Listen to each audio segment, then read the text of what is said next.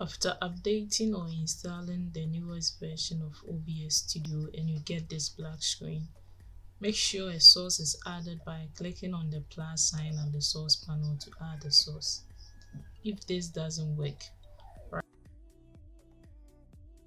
right click on a free space on your desktop, click on display settings, scroll down and click on graphics settings.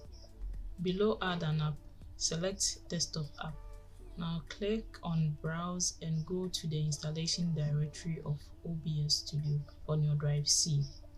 Open program files, open OBS Studio, open bin, open 64-bit.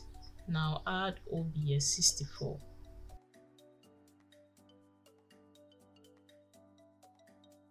After adding OBS, click on options under OBS Studio. Now from the options, select power saving GPU Intel. Now save the changes, close OBS Studio and then open it again, and this will fix the error.